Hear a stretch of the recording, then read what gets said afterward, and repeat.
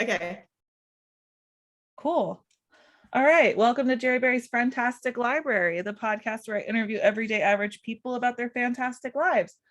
Instead of going to average libraries to get books, you can come to the Friend-Tastic Library and check out people.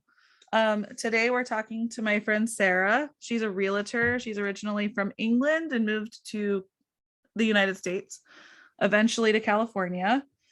And yeah, my power went out, so we're running on a flashlight right now. So at some point the lights may come back on and it'll be a miracle.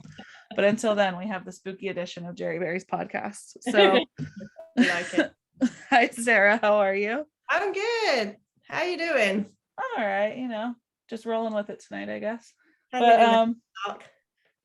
Yeah, so I guess the way we usually work it is we'll talk about the magical moment that we met. So for us, that was, I don't even know what year it was, but I know it was at my cousin Lonnie's Arbonne party. But I think it must have been like a few years ago. I think I froze, or you froze. I don't know which one.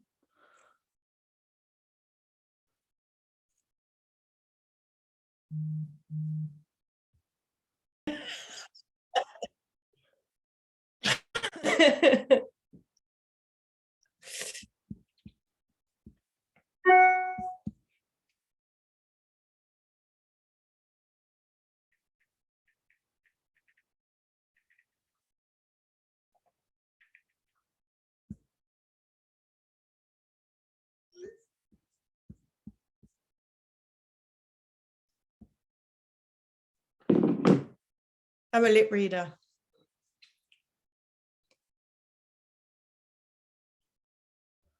There we go. Yeah, I was reading your lips. So funny. So yeah, I'm assuming that the internet went out while they were trying to reboot the power. It's so much fun. Okay, cool. So anyways, we meet a few years ago at my cousin Lonnie's Arbonne party, right? Yeah. But I don't remember when that was. It was a while ago, I feel like. So I moved to California for about 4.5 years ago. So okay. I think it was probably 3 to 3.5 years ago. Okay. Yeah. And I remember you. I can remember the minute I met you. I was doing this Arbonne party, which for those of you that don't know, it's basically this great vegan skincare and nutrition. And I was doing like a spa party and Jerri came late. So I remember she came in late, but she was like super friendly and cheerful and happy. And I remember that it really, I don't know, it was just nice because I think everyone was all a bit quiet and shy and they were doing like foot soaks and facials and Jerri walks in, she's all cheerful and happy. And I think, and she was like instantly easy to get on with and feel comfortable with. So I think she bought, did you get essential oil? I can't remember. Anyway. Yeah, I think the first time I did it, all I bought was an essential oil, but I booked a party because since I came late, I didn't get to experience all of it, and I wanted to experience all of it. And then I came and I did a spa party, so I brought all the stuff to do like the foot soaks and facials.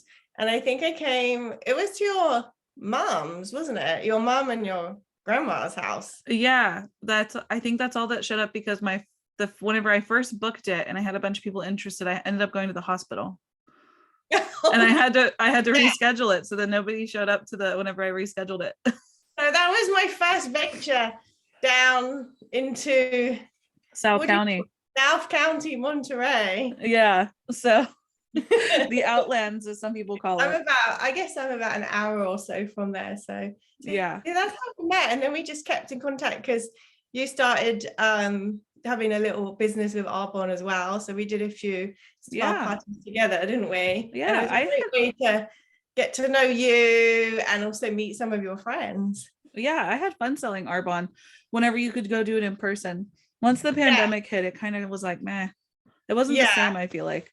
I tried to do a few Facebook parties and Zoom parties, but trying to do like a spa party like this. Yeah. Telling people how amazing it smells. Yeah. It's kind of like, just believe me, it smells good, all right? Yeah. But it was fun, but it wasn't my thing. Like technology is not really my thing. But it's funny, actually, somebody phoned me last week and said, I'm doing an English Arbonne tea party, because I had done one for her like 3 years ago where we do spa treatments and have English tea. So she says, I'm doing it for my friends and I know you're not doing parties anymore, so you won't come. But she was hidden, and I was like, you know what, I'll come. So I actually did one last week. That's cute. In Gilroy, and it was so nice to see them all. And it was so cute. She'd bought this English baking book and she had baked all these like English treats that nobody in England really ever eats, but in this book. That's so I've never heard of any of it. It was like English stuff.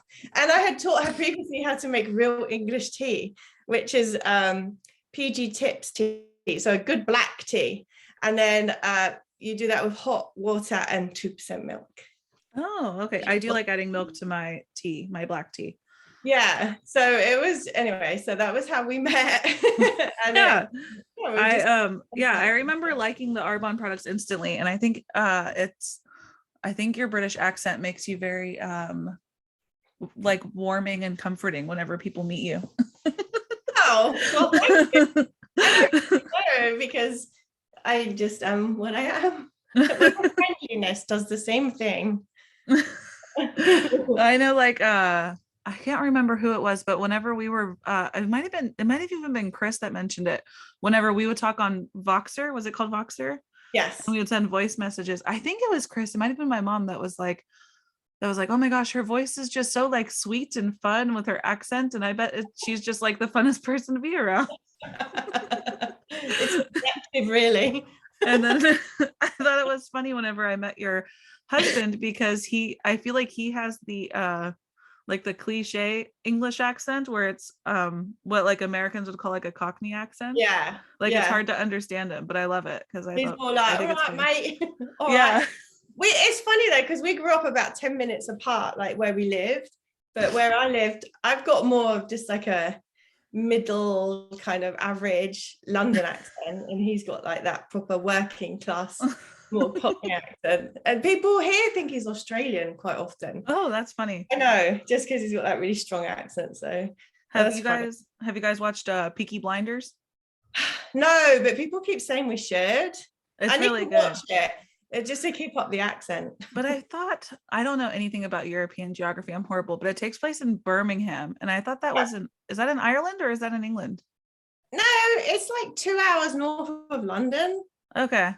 But they have a different accent to me. England's weird. It's so small, but it has so many different accents. Like, yeah. Even like I was saying in London, there's just so many. I mean, maybe you do here, but I don't notice it as much. I noticed it when I lived in North Carolina. There was like the southern version. Yeah. But in England, it's so small, but you'll have hundreds of different accents. But you'll be judged in England by your accent. So like my husband, because he's got more of a Cockney accent, people would assume that he's like uneducated and not very clever, which he's not very educated, but he's very clever. Like it's stupid. Like people will judge, like, oh, look at, he's got a bit of a rougher accent, or oh, she's really clever. It's just total crap. But I think they do the same here. Like my dad is from the South. He was born in South Carolina, so he has a Southern accent. And I think a lot of people that aren't from the South assume that Southern accents are uneducated people, and that they're all just like hillbilly rednecks. And then it's the same with like. It's the same with like the Northeast, with like New York and Boston and stuff. They all have that really weird, or like Chicago. Wrong accent. Yeah. And so I think accents here are also judged. Oh, there it goes again. You're back. It's probably going to keep happening as they mess with the breakers. Halloween. I know. I'm assuming it's going to keep happening because of them flipping the breakers and trying to figure out how to fix it. Are you using your phone so it'll keep recording? Oh, I'm on my laptop, and my laptop doesn't need to be plugged in. It just cut out at one point because I'm assuming whenever they flipped a breaker, they ended up turning off the Wi-Fi routers. Jerry's house is like breaking the national grid. There's so many lights that's going on.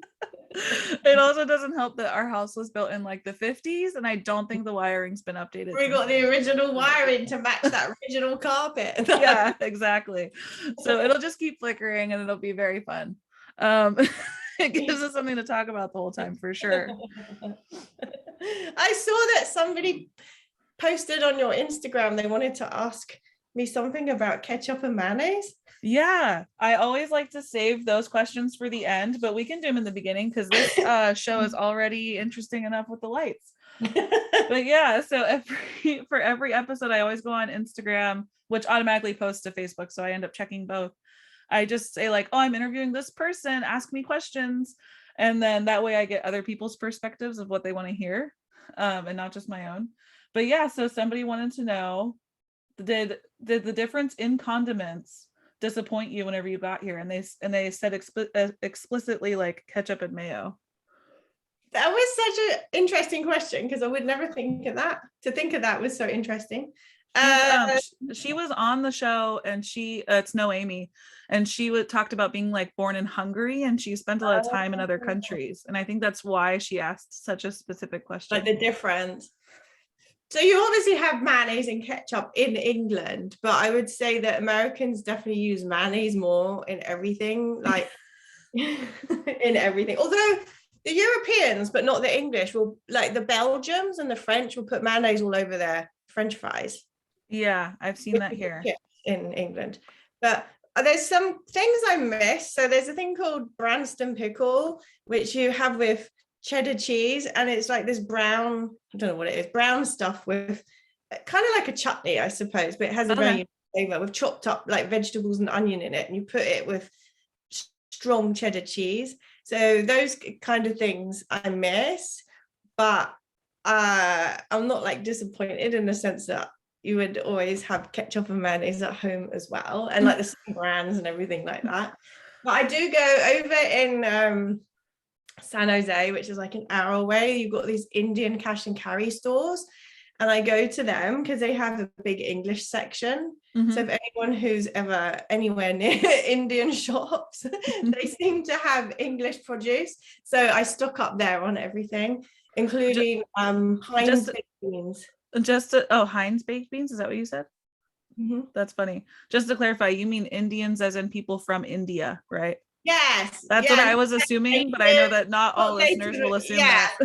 Yeah, no, true. So not Native Americans, but Indians from India, because over in an hour away there's a large community there of Indians because they work in Silicon Valley. So like Heinz baked beans are much nicer if you can ever find them. Sometimes Safeways has things like that as well. Mm-hmm. But you know, like American baked beans are really sugary and sweet. So these aren't. They're actually quite healthy. They're still in like a sauce, but they're not sickly. So the tea, of course, that I like, the PG Tips tea and the Cadbury's chocolate.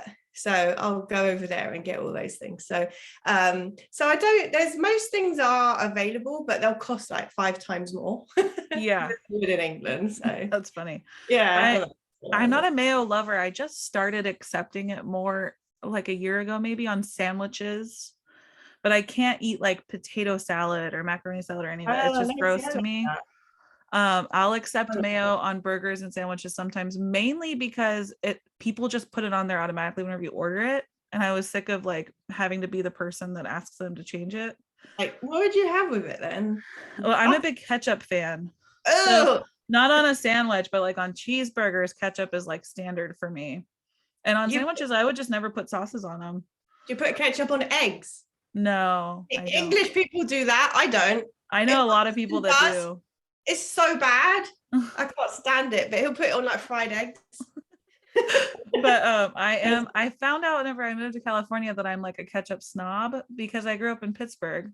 And for those that don't know, Heinz ketchup is made in Pittsburgh. So every bottle, supposedly what I was told growing up is that every bottle of ketchup you buy is made, packed, and shipped from Pittsburgh, PA. I don't know if that's actually true, but I didn't know that. I know for sure they don't grow tomatoes in Pittsburgh because it's like really cold there. But but they like send it, like, is that where the headquarters is or something? Yeah, that's where it originated. And so with that being said, it's like Heinz is like the standard everywhere you go. There is no other ketchup. And if No. anybody has any other ketchup in their fridge, you would assume they were like on hard times, because why would you not just buy the Heinz ketchup? Why would you go with like Hunt's or whatever? Right. So like even restaurants all have Heinz because they'll get really good deals since the distributor is right there. I think it is better. Or it's like Coca-Cola and Pepsi. If you get like off-brand, it always tastes really weird. Yeah. And so I moved here, and that's like the only sauce I really liked was ketchup. And then I ended up moving in with my husband's mom after his dad passed away. And I opened up their fridge and I see Hunt's, and I instantly threw it out and went to the store that day. I was like, I cannot eat this. I'm so sorry. And that's whenever he was like, oh, I didn't realize you were like a snob about it. And I was like, yeah, I can't eat it. I'm sorry. No, I'm the same with tea. It has to be like a lot of American places will do. They'll give you, so I moved from England to North Carolina in 2012. And when I first got to North Carolina, I was living in Asheville. I remember going into places and saying, oh, can I have tea? And they would give me tea, but it'd be cold. I'd be like, no, I want like sweet tea. Not like cold tea. Yeah. So then I had to go into places and say, can I have tea, but I need it hot? So then they give me this awful like Lipton's black tea, which tastes like water. And then I'm like, well, I need milk in it. And then people will give me half and half or creamer. And I'm like, no, you don't put that in tea. You have to have 2% milk. So do you like Earl Grey tea? Is that actually a real British thing?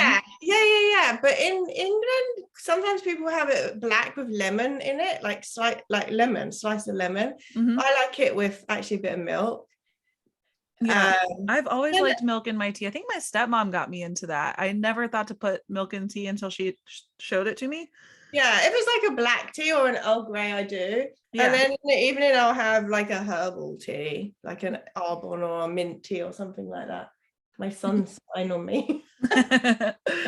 But yeah, and I know that I have, I bought like Twinings brand Earl Grey. Oh, Twinings or Twinnings. Yeah, that's not a bad one. I think it was just the cheap one on Amazon that would come like in a giant box. Because I drink tea almost all day long. I do enjoy coffee, but I can drink a lot of tea. Yeah, I don't like coffee. I have tea, but it has to be hot.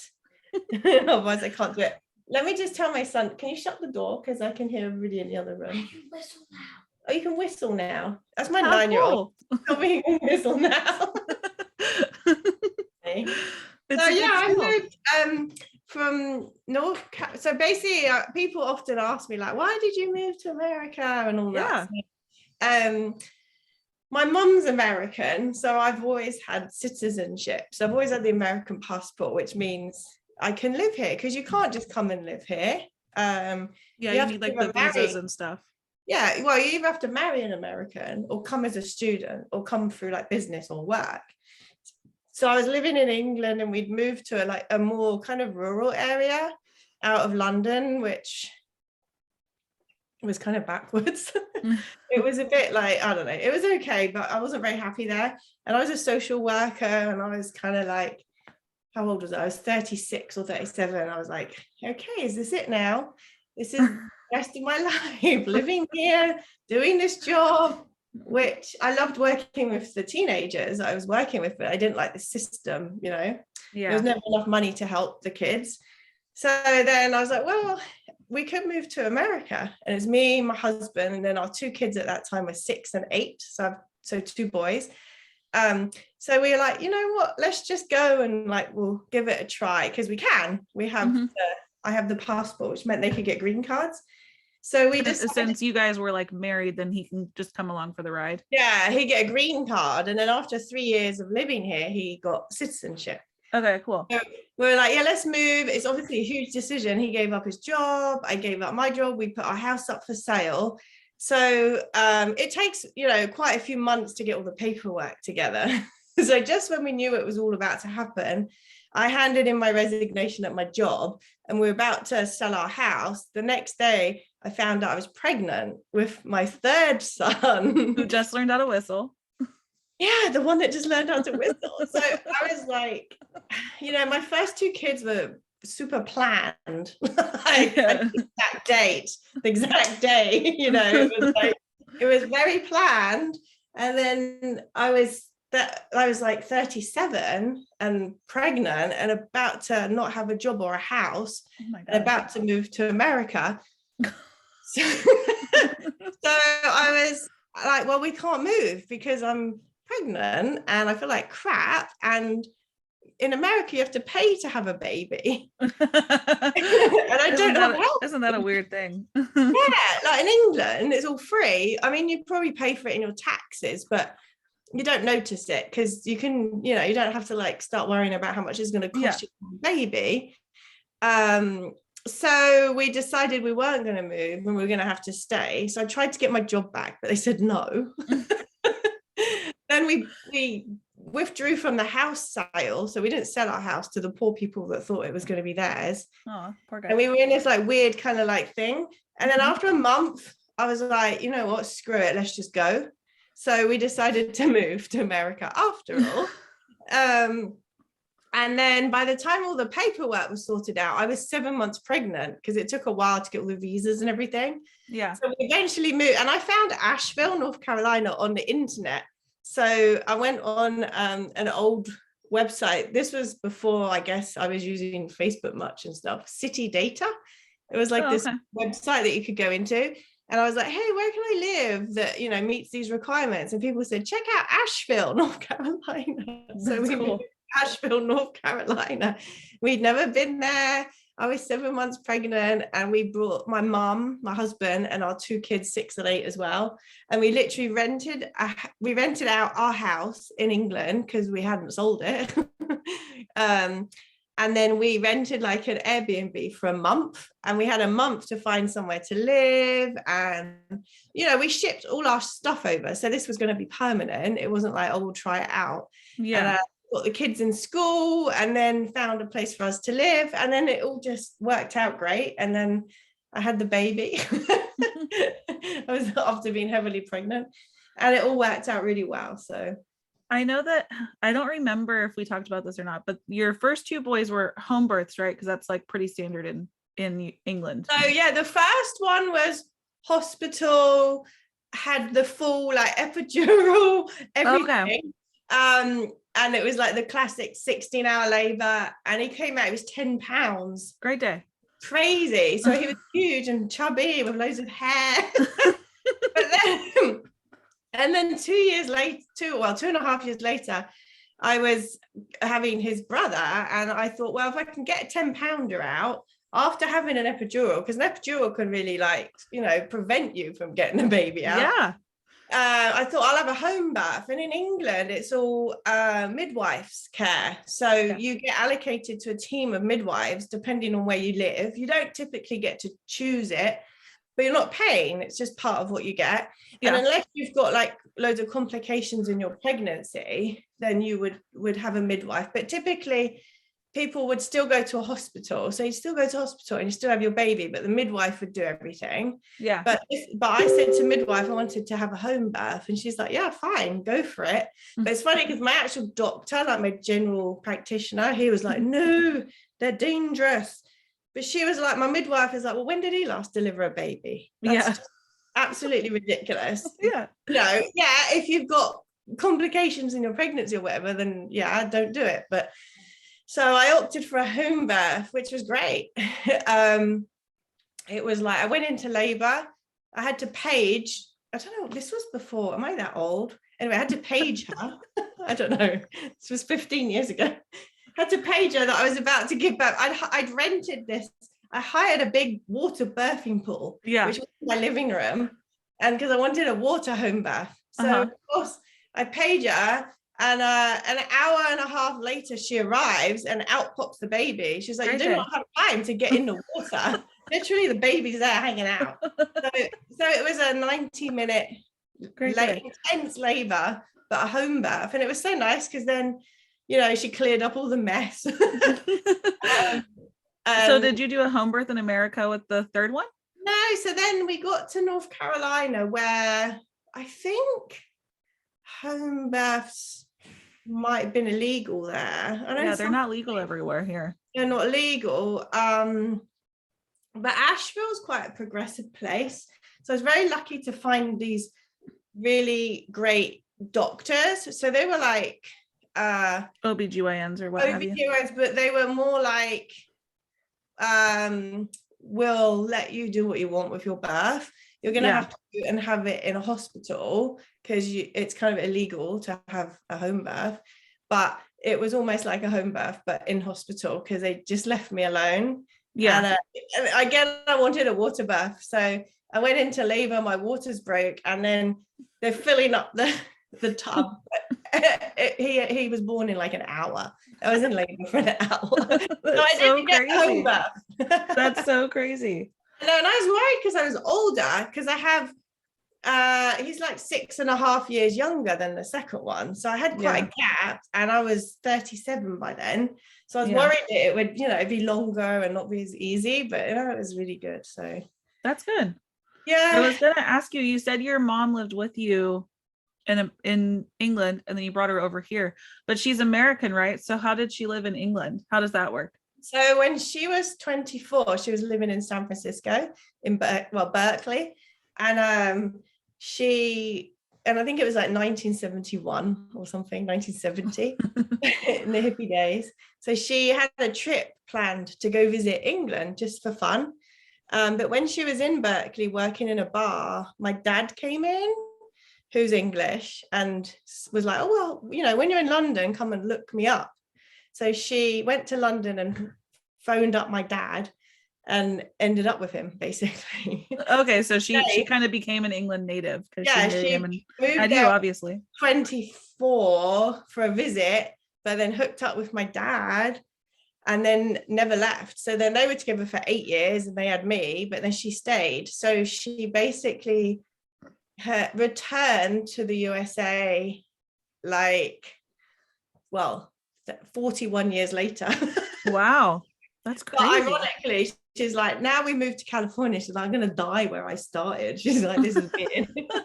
she has England, so, but I'm her only family. So she basically moved with us to Asheville in North Carolina, and then we were there 5 years, and then it felt a bit, Asheville's a super cool place. Like, I highly recommend it for anyone. If you want to go and have like a weekend or a week away, it's such a cool place. But it's 4 hours to the ocean, and it's, Asheville's very different to the rest of North Carolina.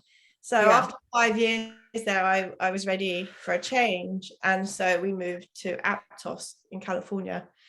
But we didn't really know Santa Cruz at all, but my grandma used to live in Marina or Seaside, near Monterey. Yeah. I'd been there as a child, but she died when I was a teenager, so I hadn't been there for a long, long time. And I basically flew over from Asheville to Santa Cruz and met with a realtor and spent like 3 hours, looked at about 5 houses, and then found one, and then went back and said to my husband, okay, I think I found a house. he wasn't thinking I would actually find anything, because we wanted land because we rescue pigs. And then anyway, we ended up buying the house here and then renting it out for a year. And then we did a big road trip. So we drove all the way across the country from North Carolina to California. But it was like me, my husband, the 3 kids, and then we had a pig by then. So there it goes again. Oh. It's still recording now. That's funny. So then we did this. I should have videoed the road trip. It was like something out of a bad road trip movie. That's so funny. We had this 100-pound pig in the back of the biggest SUV, and we bought an old travel trailer off some friends. And we were like, let's make the trip. The pig absolutely hates the car. So we had to put her in the biggest crate we could find and put her in the back. We had to lift up this crate and the pig every time. Probably weighed like 100. Oh my God. Crate and the towels. And pigs are very clean. Yeah. Automatically like crap everywhere and pee, because she was nervous. It was so bad. And then we couldn't get her back out to clean it up until we got to the first stop where we were going to stop for the night.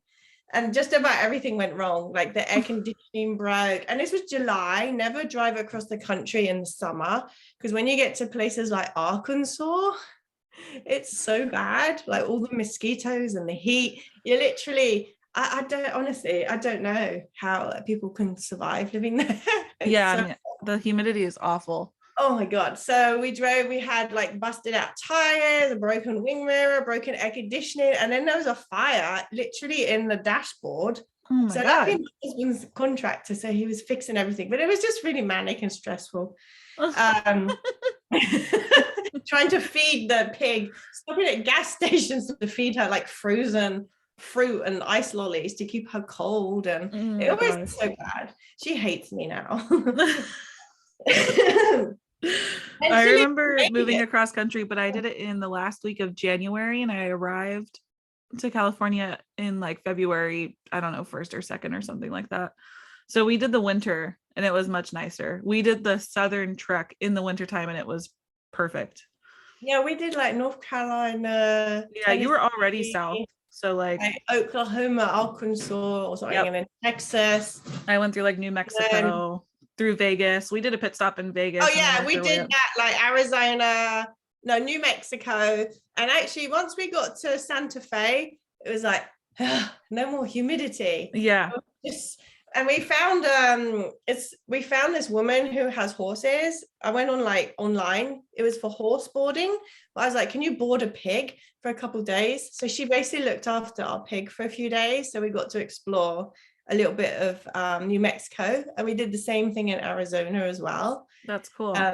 Although it's quite funny because it turns out horses are really scared of pigs, and the horse didn't realize. So we went to pick up the pig, and the woman was like, my horses were petrified of your pig. The pig wasn't doing anything. It just had like it's like an inbuilt fear, apparently, of pigs. That's so weird.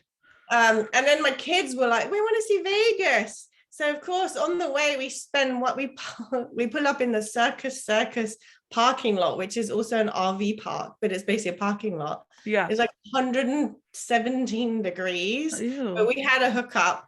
And the poor pig, we get her out the truck and we're like spraying her with water, and people are like flocking to see her. And my kids went out. It was nighttime. They went out with my husband for like an hour, and they're like, it's too hot. We can't do anything. It's so hot. So we literally just slept that night in the car park at Circus, and then drive straight through from there. And my husband and kids, they hadn't seen this house, so I was like, I hope you like the house you just bought. My gosh, that's so funny. So we pull up with like the proper hillbillies, because we've got this like the old travel trailer, we got this old excursion truck with a pig in it. Pig. We're like, yeah, we just come from North Carolina. Like, well, you don't sound like it, but you look like it.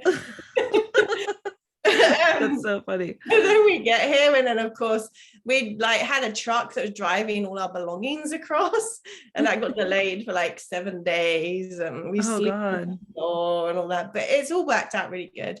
The pig absolutely hates me, but we got 3 more pigs. We have 4 pigs now, so it hates me even more. Oh my gosh, poor pig. Which one is it? Is that Gertie? Penny. I can never remember which one is the original. Penny's the original, but I don't have as many photos of her on social media because she hates me. So we had her, and then we rescued Gertie from the Monterey SPCA shelter, because Penny used to live inside and outside, but she became very aggressive to my kids. She would snap at them. So we thought to move her outside, because the weather's nice here most of the time as well. Yeah, for sure. And to get her a friend. So he brought Gertie home for her, who she absolutely hated. Absolutely was like attacking Gertie, like fighting her, like awful. Gertie was just like, like running. This poor pig that we got from the shelter, and this horrible Penny pig who's just been a spoiled only pig. So they have never got on very well. But then we felt bad, because then Gertie was on her own, because we had to kind of keep her away from Penny. She was being so mean. But Gertie obviously was not mean. So then we brought home 2 little pigs that were going to be eaten, Willie and Waylon. So they're super cute. If anyone wants to go on my Instagram or Facebook, you'll see lots of photos of them. Oh yeah, I'm gonna put your Instagram handle that you sent me in the description, so they'll be able to find you. Real estate one, but I think through that maybe you can link through to my like personal one, and you'll see. Yeah. That. And then Willie and Waylon were going to be eaten. They're half meat pig, half like mini pig. Uh-huh. So we brought them home, and they are best friends with Gertie. So Gertie will hang out, and then Penny just does her own. She's her curmudgeon in the backyard.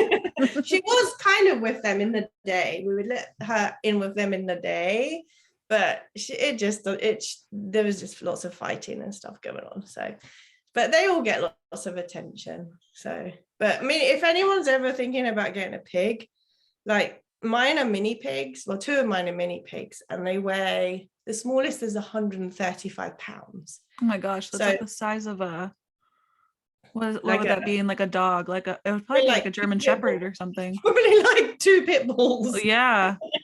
Because I think my mother-in-law's incredibly overweight pit bull that passed recently was maxed out at 100, and he probably should have only been like 80, 75 or 80. Yeah. So a mini pig is probably like 2 pit bulls. Is a good way, because they have big jaws as well, pigs. Yeah.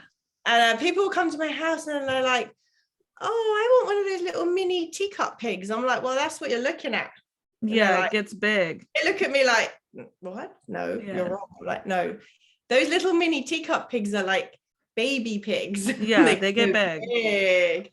And pigs root, right? Because I've known people that have bought the baby pigs, and then they get stuck with this thing that digs up their backyard. Oh God, yeah. But their backyard looks like my backyard, where it's like pretty small as far as backyards are considered.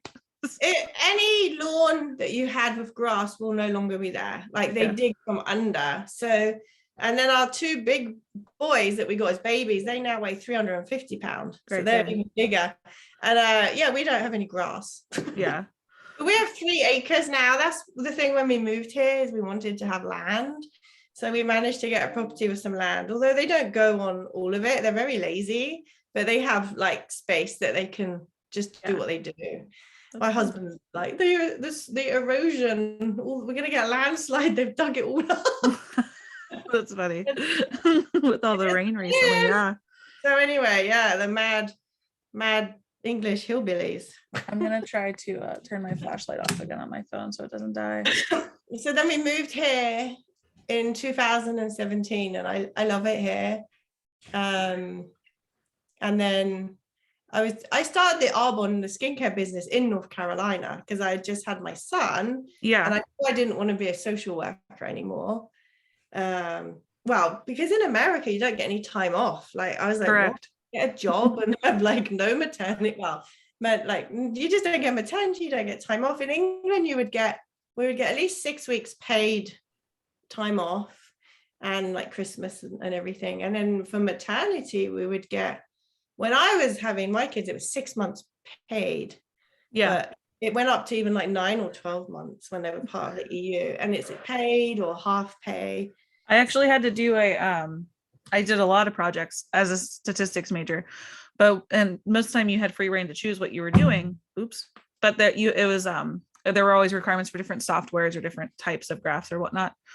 And one of mine was on maternity leave in the US compared to the UK and Canada, because those are countries that you can compare economically to the US. Easily. Yeah. Mm-hmm. And Canada, I think, is like a smidgen better than the UK, but they're both pretty similar, where now they even allow both parents to take paid time off, and you can share it, you can combine it, so you can kind of stagger them. And that way the kid is home with a parent that is paid for like almost 2 years if you like get it done right in Canada. And I think in England it was like 18 months or something. It's inhumane here to go back after like 6 weeks or whatever. Yeah. And I think California's state law is 12 weeks, but I don't think the federal has moved up to 12 weeks. I think it's still 6. I remember in North Carolina, there were people going back after like 4 to 6 weeks. Yeah, it's crazy. What? That's so damaging. Just so many reasons. Yeah. It's so wrong. Yeah. And like my whole stats project was showing the economic damage that it does by forcing people to go back that soon, because then mothers end up just staying home because they realize they can go on a lot of government assistance if they go down to one income. Right, and then they don't have to pay for daycare. And if one partner is the only one that's working, usually in a household here, you can end up getting on Medi-Cal, on food stamps, or the WIC program, or anything like that. And so then they end up on government assistance because they don't want to leave their babies after 6 weeks. No, but you should just be maternity assistants, not like not like having to do it in that way. Yeah, it's so unfortunate, but yeah, that's a whole. I can go on about that for like 8 hours. In England, they had a thing when I was there as well that eventually, when they would help you return to work after like 9 to 12 months or whatever, once the money was going to run out that they give you for maternity, but then they would give you like credits for childcare, so they would help you pay for some childcare as well, because here I've met a lot of people where the grandparent has to do all the childcare. Yeah, we've never paid for our kids to be in daycare because it's too expensive. Yeah, Chris, I was the stay-at-home parent for the first like year and a half up to 2 years, and then Chris lost his job, and so I went to work and he became the stay-at-home dad, and we've just liked that setup ever since. So now we've kept it that way, and every time we look into it just to see, he would just be working to pay for daycare. Yeah, so that's dumb. He might as well raise your children. Yeah, exactly. So somebody in and not even have any money, but it's impossible to survive here like that. Like you guys are all living, you know, multi-family kind of. Yeah, we have a 4-generation household, so. And that's the only way you can do it, because most people here can't survive on just one income. For sure. So yeah, so I was like, I'm definitely not ever gonna get a job when I came here, because just also I was used to having like lots of time off. Yeah. So I did Arbonne, which fits in around the kids, and it was a great way to meet people, which is it's like I met you that way, and I met nice people in North Carolina. And then I guess COVID happened, and it was kind of like, yeah, you know, like we were saying about doing spa parties in person, I couldn't do them anymore, so I really didn't just want to do them online. And then my youngest was turning 9, so I just had a bit more time, because also my oldest just started driving because he's 18 now, so I just had that little bit more freedom. So my husband's a general contractor, so we've always been around like houses, and we've bought and sold a few along the way. Yeah. And so I thought, well, maybe I'll get my real estate license. So I guess it was like just over a year ago during COVID, I thought, so to get your license, you have to do this sort of pre-licensing. So I spent a few months doing that, and you do it online, and then you have to pass all of that. And it's quite a lot that you have to do. And then once you pass that, you can go and take your 3-hour exam, which is like your official licensing exam. So I did that in February. This year, and then and then literally Jerri had already said, oh, I might want to buy a house in like a few years, and then I'm like, hey, just on my license, and she's like, hey, we want to buy a house now. So I was like, oh, okay. Yeah, it was crazy the way it all aligned. So, but I feel like I always tell people, I feel like realtors are like lawyers for home buying. Like the stuff that you have to know and the contracts that you have to fill out are just so daunting looking to and me. All the nuances, so you have like there's so much more to it than you would ever think. I can't. It's funny though, because in North Carolina, they also use attorneys. So realtors do part of it, and then an attorney does part of it. But in California, the realtor does all of it. Yeah. So we're basically like lawyers for house buying and selling, and all the works that come with it. And then in your case, you had some complications that were not our fault. I was reassured by the owner of the brokerage I'm with. He phoned me and he said, Sarah, you've literally had a lifetime worth of like issues. Yeah. That never happened. It was really interesting. It was really interesting. And it was all because of the list. So the seller's agent hadn't done certain things that he really should have done, but he was complacent. So he was very experienced, but he didn't do certain things. So the house you were buying, it turned out the seller didn't have the legal right to sell it. It's so much fun buying a house, I must say, and I mean that very sarcastically. It's probably not always that hard. Like the multiple offers on multiple houses, that's normal at the moment. Like that going and having to offer and get like I knew once I moved to California and acclimated to California that home buying would never be the way it was on television, because that's just not how it is in California. Well, in California, it's a lot more complicated than everywhere else. And everybody wants to live in California. So there's just a lot of, it's not like a dreamy experience where, you like the property brothers show up and they show you the houses and you get to ponder over which one you want, and like Yeah, it's just nothing like that here. It's like a bidding war constantly. well, and that's just partly the time, the way it is at the moment, like the market. Yeah. It's not always like that. You were buying at the peak of the craziness. Yeah. So you have to offer on multiple houses to try and get one, but you got one. It was just very, very unusual that it turned out the seller, basically they had set up a trust to put the properties that they'd inherited into a trust, but the attorney that had done that for them hadn't put that house in the trust. Yeah. So the seller thought they had. So word of advice to anyone, make sure you actually have the right to sell the house. But that is something that your listing agent check through a preliminary title report before they list the house, not while you're in escrow, which is what happened. But it's very unusual, but it got figured out in the end. But it was like a big learning curve. Everyone was like, oh, it'll be easy after that, Sarah. But it worked out. You got the house and you got to basically live in it anyway. Yeah, we're here in it now. My mom is looking to move in. She's hopeful for 1 year. Yeah, I think realistically it'll be 2 years because you never know what comes up. Yeah, but she's hoping for 1 year. But save up for anyone to try and get as much cash as you can. Yeah. So what had happened was we lived in student housing because I went to CSUMB, and so we lived in an apartment and family housing at CSUMB, and then basically whenever you graduate they're like, you have to get out, and you're like, oh, like when? And they're like, tomorrow, right? So you're like, well, where do we go? You're like, congratulations, get out. So you have until tomorrow, right? It's like the day after you graduate. You were like, just had your second baby at the same time. Yeah. So I guess I didn't realize that whenever you chose student housing that they would kick you out that soon after graduation. I thought they would give you a grace period or something, right? So nope, you just have to move all your things.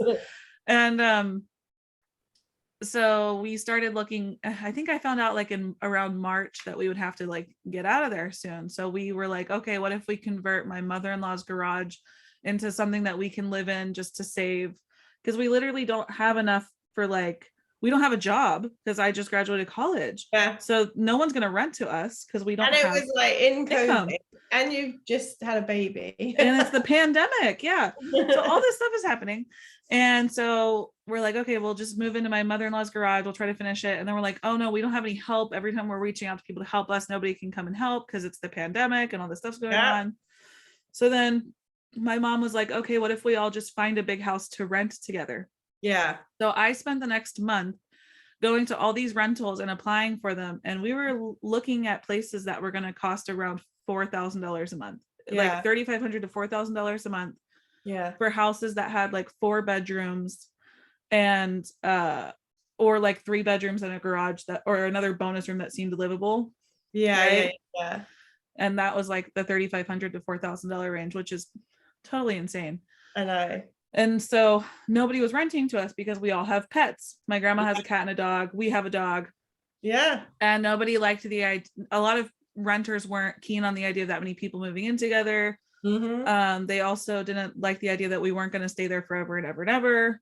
Yeah. So, and there's not many rentals. There's more demand than supply with rentals as well. Yeah. So then we looked into the housing market, and at the time Steve had told us that we would need, I guess Steve was the broker at the time, had told us that we would need this huge down payment, but then things changed and you only needed like 3.5% whenever we revisited this whole plan. We were able to get a loan. It was kind of for first time buyers. Yeah. With that small of a down payment, it limited your budget. So you could only go up to a certain amount. Yeah. It was doable if you were flexible, which you were like literally the best buyers ever. They were literally like, we'll live pretty much anywhere in Monterey County, and maybe even a little bit in Santa Cruz County. And so long as it has at least 3 bedrooms, and that's fine. Yeah.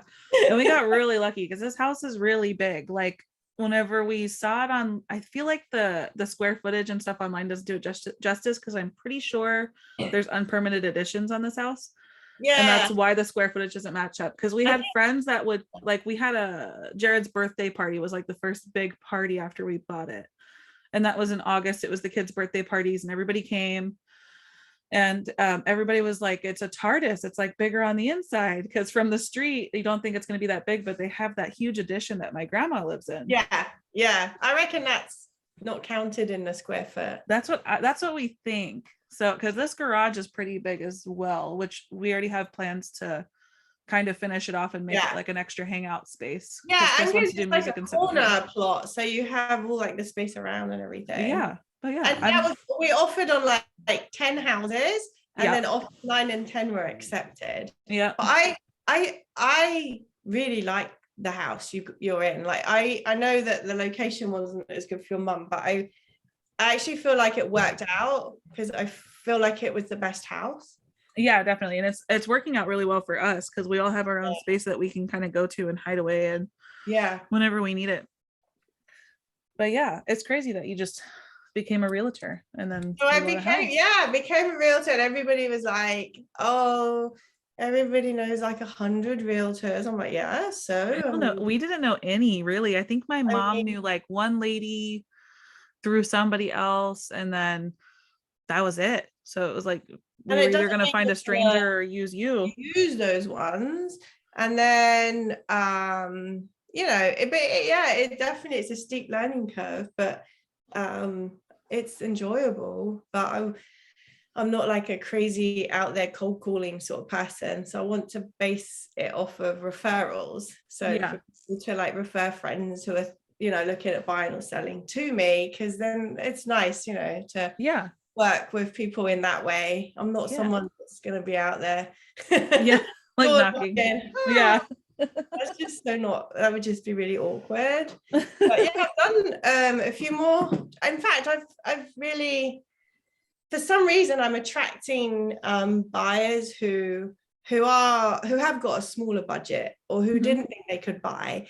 But I find that really rewarding. It's really nice because they're like you, more in the sense that they're really just happy to have a home and find a house and be able to buy something, rather than like, oh my god, investor or something. Granite, like I can't buy this, like the paint's wrong. Like people really spoil over stuff.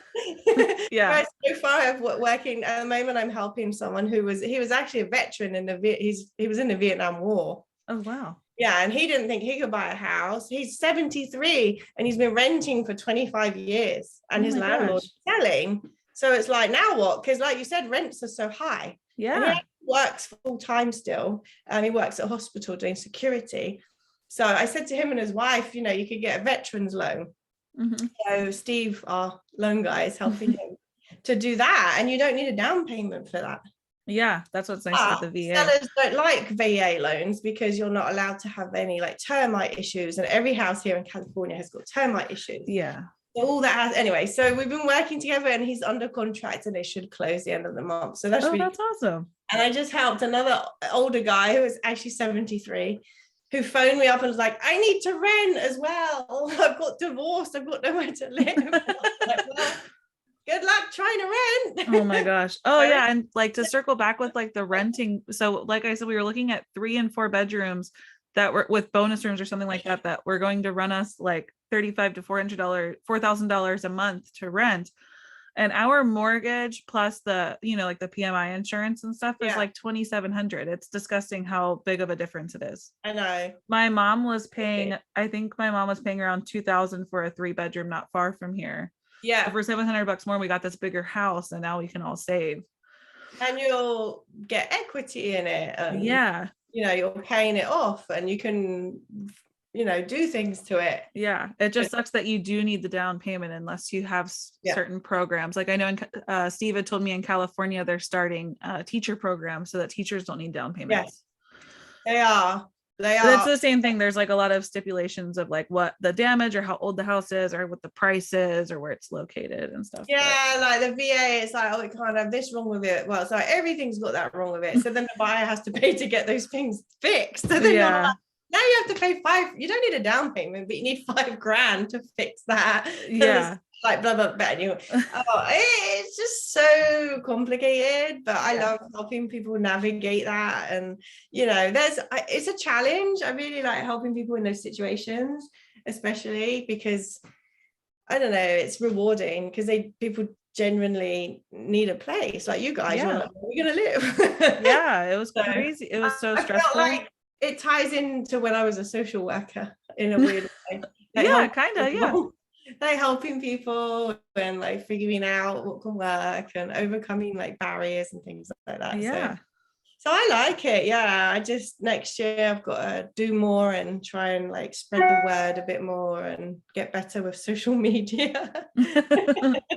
I think it's hard too because of the like algorithms on social media. Like you have to post consistently, or you like for some reason won't show up anymore, and it's so crazy the way it all works. Like now. You're boring, so we're not going to show you anymore. Yeah, it's so weird how it all works. I just don't know, but it's interesting. Like you'll speak to people who you wouldn't even think, and they're like, actually, I'm thinking to sell my house. You're like, you are?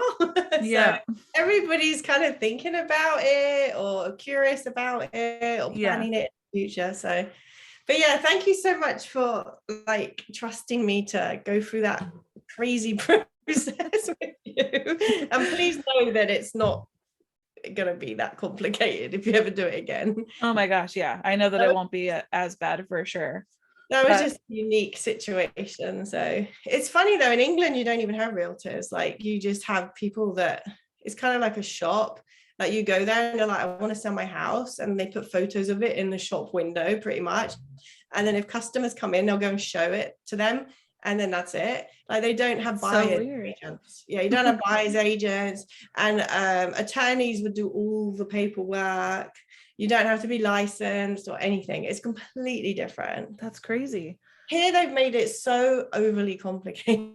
Yeah, I feel it should be a whole college course, honestly, that's required. It is literally like learning on the job, but like getting a degree at the same time. Yeah, like I had to take political science in college, which the idea sounded dumb to me, and then I took the class and I was really glad I took it because I learned a lot.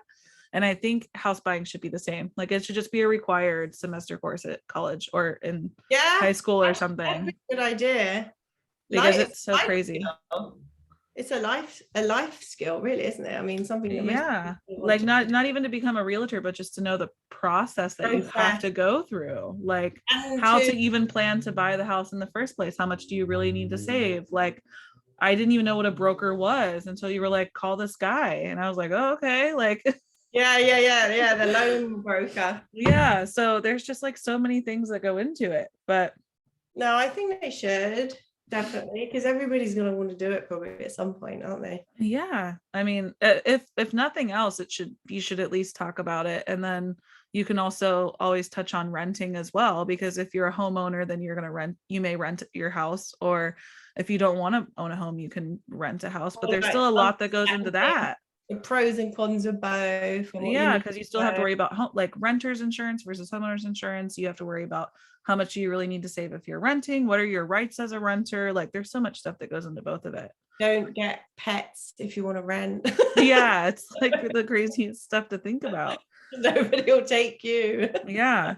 So I have a friend who's actually, I'm going to interview her next week, and she was trying to find a place in like Fresno area, and she couldn't find anyone that would rent her because she has like a pit bull mix that she rescued. Right, yeah. And I know she has a place now, but I haven't asked her the specifics of how they let her have that dog there. But we even tried going the route of registering our dogs as like emotional support animals. Yeah. And that still doesn't work. Yeah. You know, they still don't care. Do that for their pigs. Because there's some towns or like areas where you're not allowed to even have one pet pig, which is completely ridiculous. Like even if you own your own home, you're not allowed a pet pig. Yeah. Oh yeah. There's same with chickens. Like chickens aren't allowed in certain radiuses of cities and stuff because of noise complaints. No, with pigs, it's just like because they're considered livestock. But yeah, it's super weird. Pig is not, and so people would try and register them as like an emotional support animal. That's funny. Try and get around. I know it's a movie. So before we take up too much time though, I wanted to ask you the rest of the questions, if that's okay. Oh yeah. That other people have asked. Oh, okay. Because I know, like, with all of the hassles with the lights going on and off, I think we're at around an hour. Yeah. But I may so I never edit anything in these, but I may actually just like trim the beginning where all the power stuff was happening. Yeah. To save time.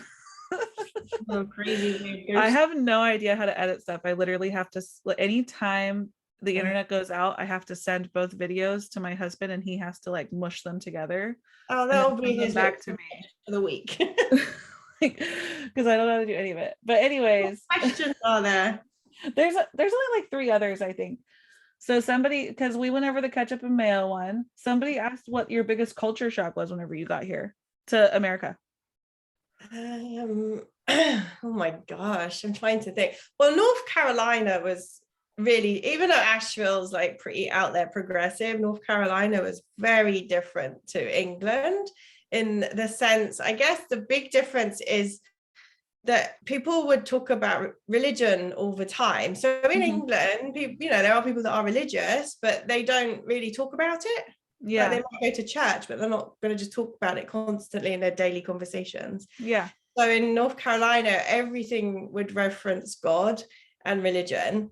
And then also on TV, like with the politics, there's so much like religion brought into the politics. And so that's a big culture shock, because in England as well, like the politics, it might be crazy messed up like it is here, but they never bring like religious beliefs into politics at all. I've heard so many people say that about the difference in America and other countries. And I actually watched the movie Euro Trip the other night, which is just like a crappy early 2000s funny movie. But they make the joke in there that our country was built on Puritans and Quakers that left England because they felt like they weren't strict enough about Christianity. And those are the people that started America. And people forget about that. And I'm like, that's really funny because it's kind of accurate, even though it's in a stupid like teen movie. It's pretty true. Totally, because to me it's so bizarre. Like, you know, that's what they meant from freedom of religion. They wanted the freedom for like the Amish people. The Amish people came here, and the Puritans and the Quakers and the Shakers and whatever they called them. They were all like extremes of different religions. Yeah, and that's your personal life, so that shouldn't be brought into like your politics and how you run the country and how you talk constantly. And my husband would go, he used to have this contract to install walk-in like handicap bathtubs for people, and he'd go out even to like West Virginia and places, which was really cool, because being English, people would, you know, be really interested in him, but they were very kind of paranoid survivalists who were fascinating. So that was like this whole other culture going on. And it was really cool that he got to meet these people, and they would give him like canned deer meat that they'd made. That's so funny. Literally looked like dog food, but that's what people would eat. And then the moonshine, like homemade. My dad had family that made moonshine. I remember trying it whenever I was in like high school. So there's definitely areas of the South, especially, I would say, that are culturally very different to England. And I think California, well, at least in Santa Cruz area, not so different, you know? So I guess that is probably one of the biggest differences. I definitely think religion is much more free in California than it is on the East Coast. Like, it's not mentioned. I feel like it's not mentioned as much. And there's so many different spiritualities here that are more accepted, I think. More accepted and not like, my husband would go and work in somebody's house in North Carolina, and they'd ask if he goes to church. He said no. So then they're like, we got to save you, and they're giving him Bibles, and like they're like genuinely worried for him. But it's a big deal, you know. Whereas here it's not quite so intense. And I think like on the East Coast as well, where it was like all started, that's where they colonized. The churches, at least where I grew up, are like grand. They're like castle status churches, and they're beautiful, but they're like, and I remember growing up, my dad does, I don't know what my dad believes to this day as far as like spirituality and after death and religion goes, but his big thing was like not raising children in religion and letting them choose the path they wanted. Same with politics.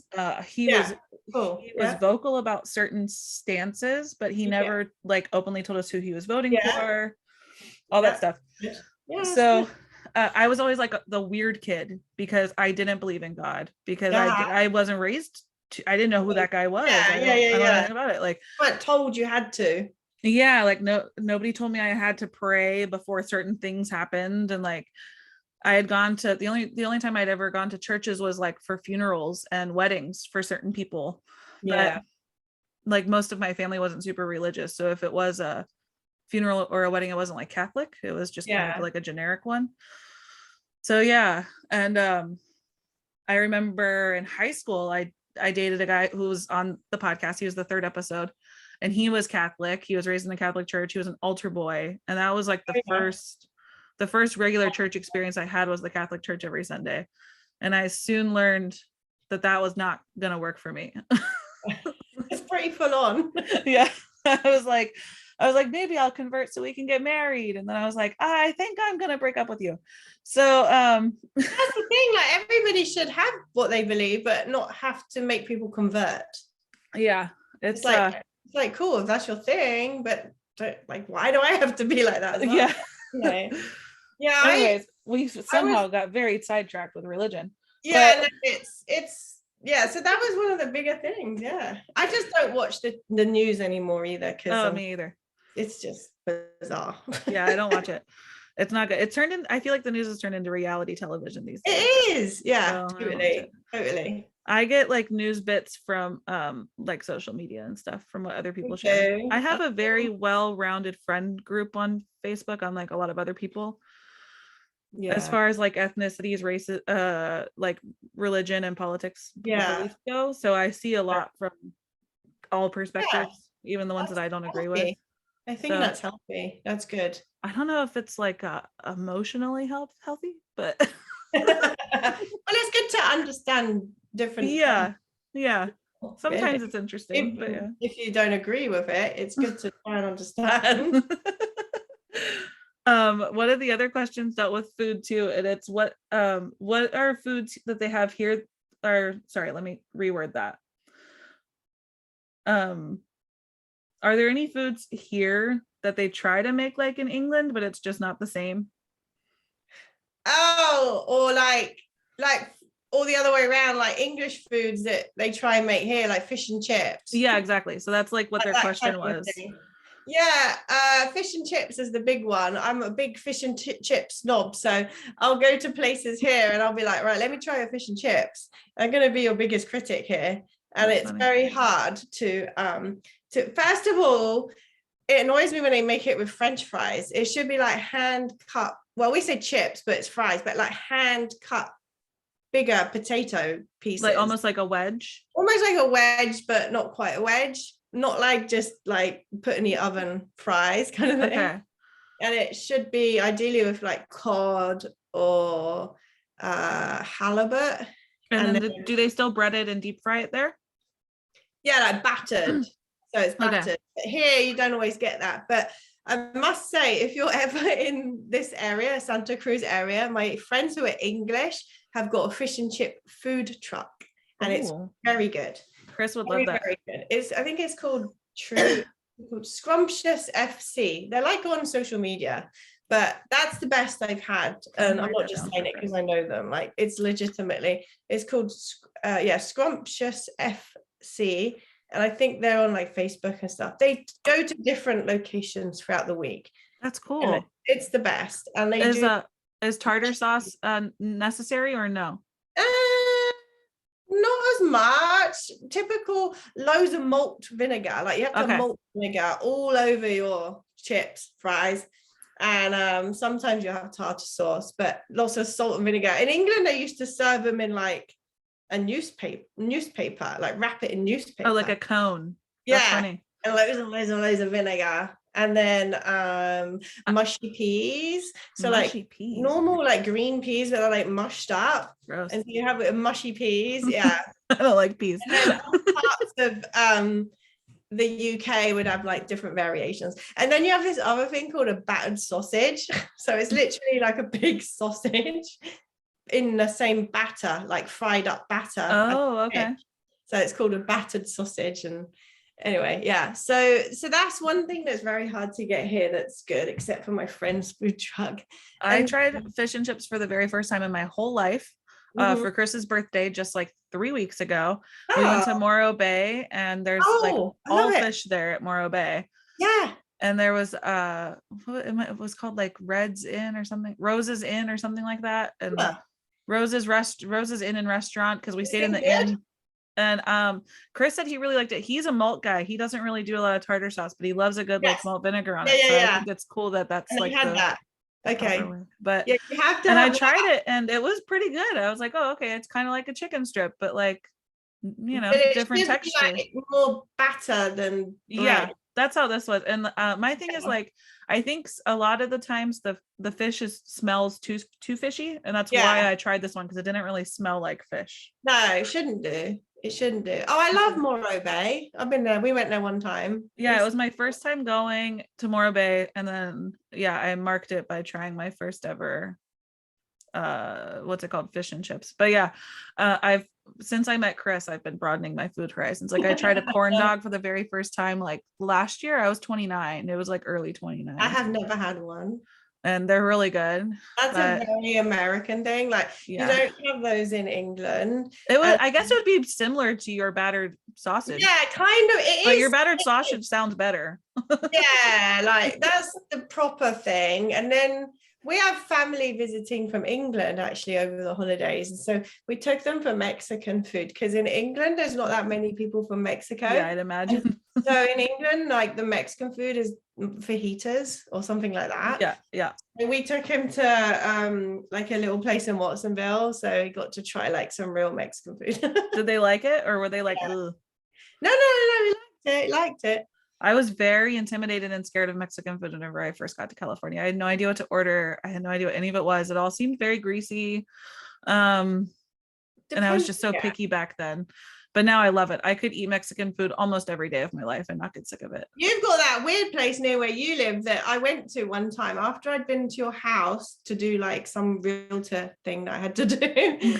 There's a place near you that does that, where they put all them sour worm sweets in like all the food, like Mexican food, and like hot peanuts and like nachos, but they'll put like Takis, you know, them spicy chips. Oh, I don't know that. I don't know which one you went to. It's literally, I think it's actually in Greenfield or the next place up, but it specializes in these really like huge, like weird, where they put the, you know, them gummy worms and like all and like hot peanuts. And anyway, we exclusively eat at La Plaza and El Rinconcito.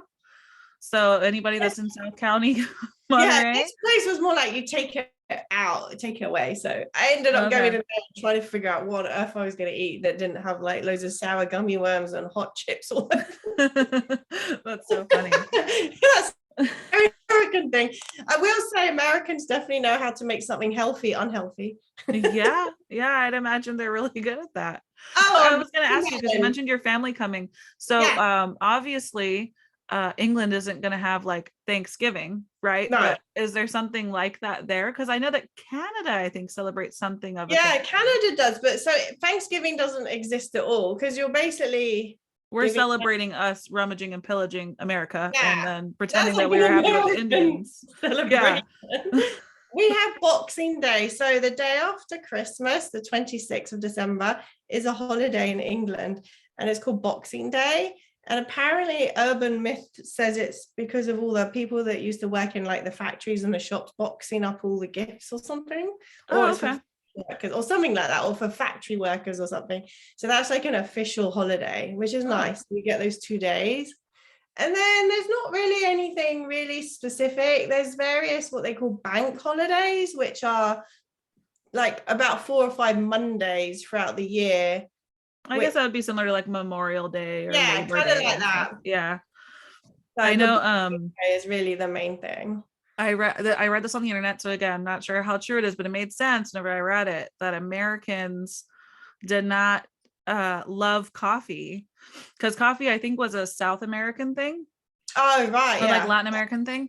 And I read that the United States of America did not endorse coffee at all until the Boston Tea Party.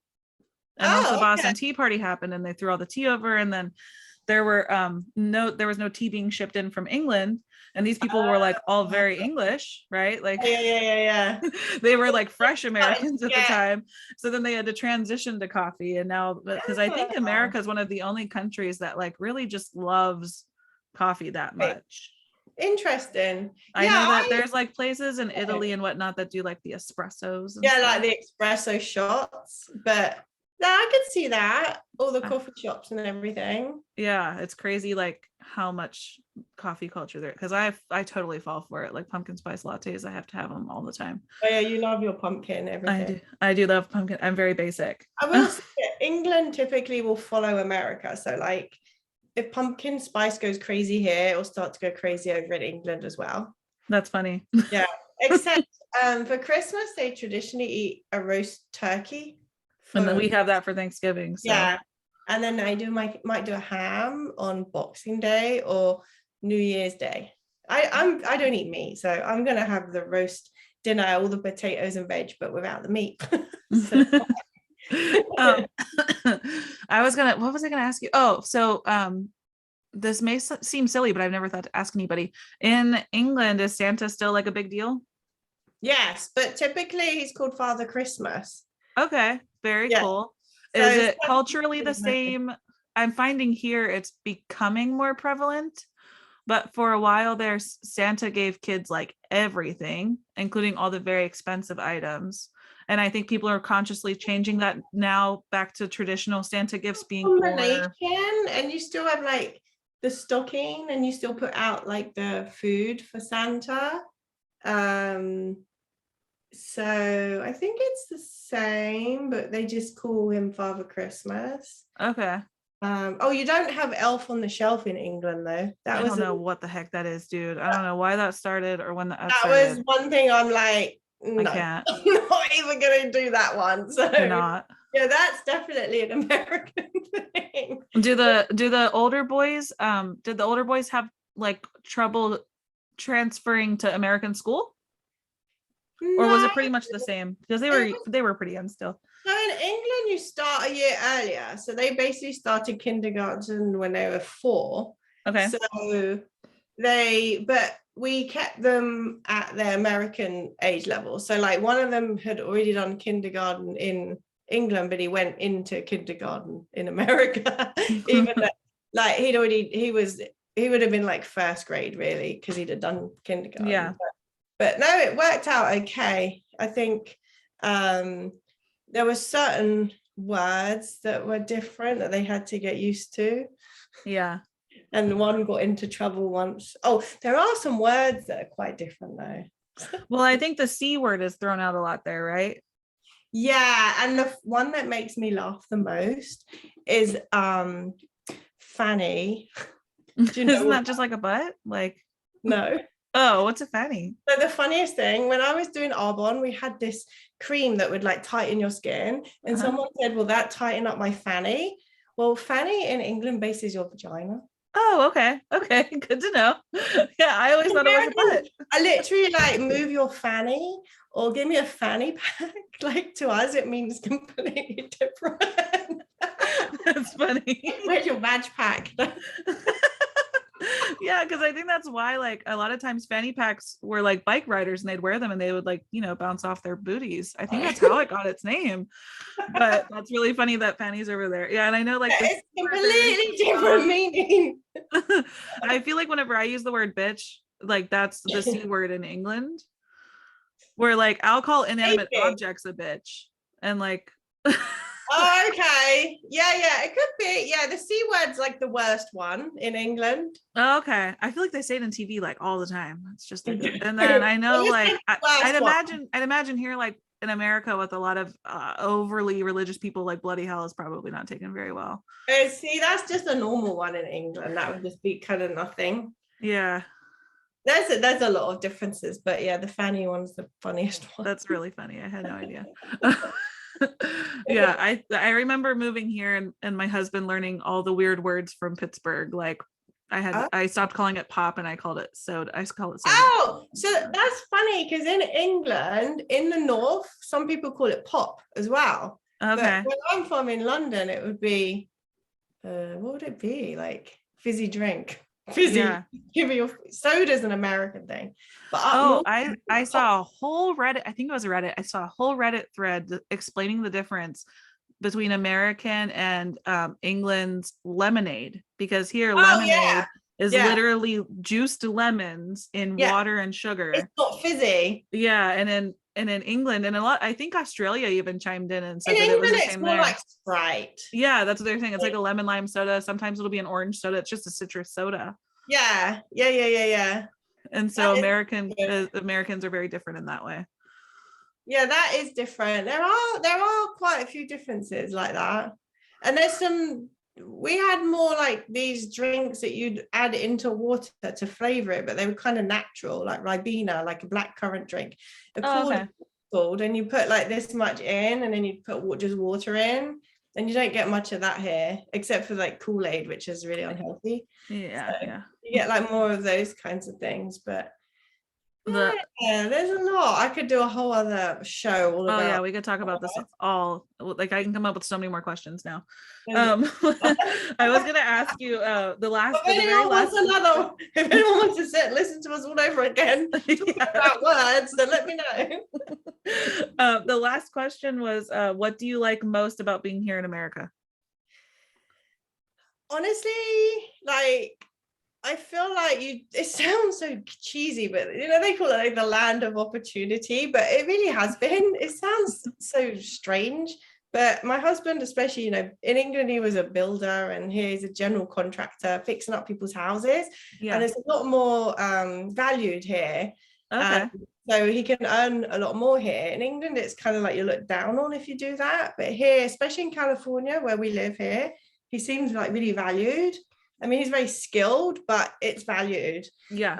So he can earn more, but be more respected as well. Oh yeah, like my friend Victor that came with us for everything. Yeah. I've known him for years. I met him my very first day at Hartnell. So he's just family at this point. Like my kids call him Uncle Victor. And he's a general contractor and a handyman, and he's just constantly busy. Like people can't get enough of him just like fixing stuff for them. And he's just a one-man show. Yeah. But he just works for all these old ladies that can't do things themselves, and he just makes tons of money. And they love him so much. Yeah, in England, it's, I don't know, you're not valued as much. And also I think in England they don't encourage or celebrate success as much. I feel like people were more like jealous, or they think like you're boasting if you're doing well. It's really weird. Kind of felt a bit more negative in that sense, whereas here it's almost like more celebrated to be entrepreneurial and more encouraged and supported in a way. So, and then I love, like with California, I just love like the weather, the nature. Oh, is it really gray there like all the time? Yes. In England? In the winter, we went back. We've only been back twice in like 9-10 years, both for weddings. And one time we went in January for like 10 days. We didn't see the sun once. I mean, it was just that low gray cloud, just really gray and drizzly rain. And it's depressing. Like here, I'd imagine it'd be like the Pacific Northwest where it just like rains I just every went day. to Seattle a couple of weeks ago, and it was the same. It literally was like drizzly, wet, and like cloudy. I was almost claustrophobic. Like I was like, I need to see just the sun. Like it's just like here, even if it's cold at night, you have the sun comes out for a few hours in the day, and it's nice. Yeah, I really like it. We don't really miss England at all. I miss like family, and I miss some of the old, like the history and the architecture, like the really beautiful old buildings. Yep. I feel like that's exactly how I feel about Pittsburgh, because the weather in Pittsburgh is just atrocious. In the summertime, if you do see the sun, it's like 90% humidity, and you're just totally fucking miserable and don't want to go outside. And so but I do miss like family that's there, and I miss the architecture, and I miss some of the food. East Coast food is very different than West Coast food. Is it like southern or is it different? Because in North Carolina there was obviously like some very southern food, which was nice. A But bit of both, because my dad was from the South. So I remember eating like grits and eggs for breakfast, and like yeah, country cured ham, which is like salt cured ham, yeah, which is so unhealthy, but just so delicious in the yeah, morning. yeah, yeah. Good with collard greens or something. Yeah. And like fried chicken, like Uh-huh. Southern fried chicken, because my Yeah. dad always had that. We always had that growing up. And then, but as far as like Pittsburgh specific food, Primanti Brothers is the best. If anybody ever goes to Pittsburgh, it's a Pittsburgh only business. And Oh. it's a sandwich shop. It's an Italian sandwich shop. Like the Italian family name is Primanti. And they make sandwiches with like tons of meat, really fresh bread, and then they put French fries on top of it. Cool. And then I remember whenever Like I was a heart attack on a plate. yeah, it is. I remember whenever I was pregnant, I was telling Chris that I would pay an exorbitant amount of money if there was a way to get a Primanti sandwich like to me. Same with like chipped ham. I miss chipped ham, which is literally just instead of a meat slicer, it's a meat chipper. And I don't know why the rest of the country doesn't know about it or doesn't use it. But whenever you cut like, it's processed ham because it's like for sandwiches, like deli ham. Yeah. Whenever you chip it like that, it changes like the fat consistency, and like the texture is different. yeah, it's so good, so good. And then the East Coast pizza is just like it doesn't compare at all. Like Northeastern pizza, I would say like Chicago is as far. Is it like thick crust or thin? Is it like greasier or like? You can get different variations of crust. Chicago exclusively does deep dish, which is like this. It's like a pie. Yeah. But yeah, so I guess it would be considered thin crust in that aspect. But yeah, I think it's all of it. It's like because there it's all homemade stuff. It's a lot of local family businesses, not chains. Yeah. And it's like that that family's Italian. Yeah. Like grandparents off the boat taught them how to make bread sauce and have that. Yeah. You support them and it's what you have. Yeah. And it's the same with like pizza shops. There are also like a whole culture where they sell, not only do they do their own homemade pizza recipe, but they also sell like really good wings, and they'll sell homemade sandwiches that are Italian style, and they're like hot. So you can get like ham and cheese and veggies like on a like hoagie, but then they like they throw it through the oven so that it gets like melty and hot. Yeah. So yeah, like hoagies here aren't the same. I think that's about it. I think about them a lot. Like whenever I go to Pittsburgh, I gain weight because I just eat all the food. Sounds like it. But yeah. In England, you don't have root beer. Oh, how strange. That's an American thing. They used to, when I was a kid, they had McDonald's in where I lived in England. They had root beer and then they got rid of it because I guess people didn't like it. I love it. But do they have Dr. Pepper there? Yes. Okay, because I do love Dr. Pepper. Not I Mr. would be sad. Pibb. Is it Mr. Pibb or something? Yeah, Mr. Pibb's like comparable. Some would argue that they're not the same, but I think they're the same. Oh, okay. Yeah, they don't have that. But I honestly could do a whole other thing about food as well if you want. I know. We'll have to have you back again at some point, and I'll just make a list. Everybody will be falling asleep watching this. Or they'll get really hungry or start booking a trip to England. I don't know. Yeah. All right. But I really appreciate you coming on. My computer's going to die. It's at 20%. And since my power is so weird out here, it's not charging consistently. Oh my gosh. Well, you've done well. I'm so glad. It's been fun talking. Yeah. I'll stop the recording, but we don't have to like hang up right away, just so you know. Okay. It'll just tell you that it's done recording. But okay. Well, bye everyone. Thank you again. Bye.